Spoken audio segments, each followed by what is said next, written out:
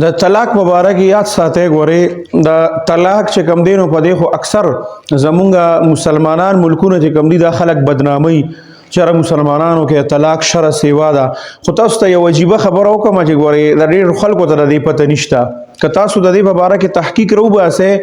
نو داسې یو ملک دی په دنیا کې چې په هغې کې د طلاق شرع ده چې تاسو واورئ نو حیران بشئ چې یاره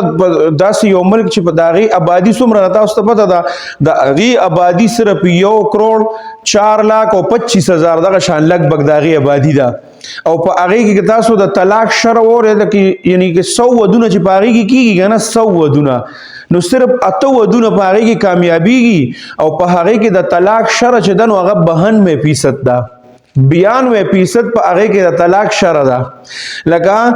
مثال په طور 100 ودونه وشو نو 92 چې کم دي نو دا به ناکامه کېږي دي خپلو ښځو له طلاقونه ورکوي او دا کم 8 چې کم دي نو دا پکې کامیابیږي بیا په دې کې په دویم نمبر باندې چې دی خلک یا امریکا یادوي یا بل ملک خو په دې کې په دویم نمبر باندې امریکا هم نه ده په دویم نمبر په دې کې چې دی نو هغه بیا راځي سپین هغې کې چې کله ودونه وشي نو هغې کې په 100 کې تقریبا 15 ودونه کامیابیږي او 85% چې کوم دي نو دا پکې ناکامه کېږي 85% هغې کې د طلاق شرح ده ها په سپین کې بیا چې پسې داسې راځي نو په بلجیم سویډن فرانس وغیره کې په دې کې دا شرح چې دا نیم په نیمه شي مطلب 50% چې کوم دي نو دې کې ودونه کامیابیږي او 50% دې کې د طلاق شرح ده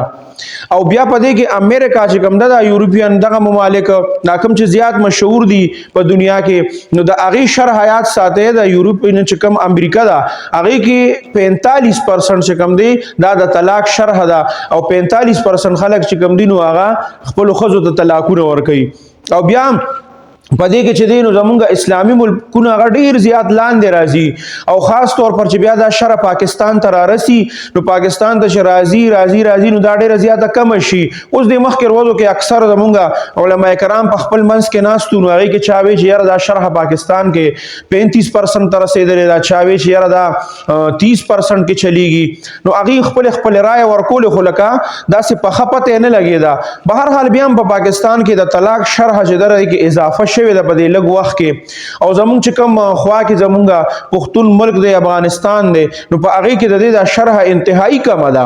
په هغې کې د طلاق شرح انتهایی کمه ده نو په مسلمانانو ملکونو کې ګوره د دې شرح کمه ده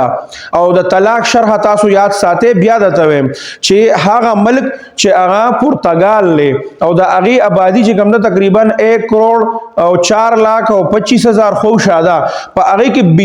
92% د طلاق شرح ده مطلب په 100 کې صرف 8 ودونه کامیابیږي او دا 92 چې کوم دي دا ناکامه کېږي او بیا 85% په سپین کې د طلاق شرح ده نو دا معلومات تاسو ځان سره یاد ساتئ چې دا تاسو ته پته وي کله چې د طلاق موضوع راځي نو تاسو ته د دې معلومات هغه ټایم کې پکاري او دا څه چې تاسو ته وایم نو دا تقریبا اوس د 2025 چې شروع شو نو د دې او د 2024 کې چې کوم په دې باندې معلومات را یوځای کړي شي نو دا د 2024 چې کوم دي دا د هغې معلومات دي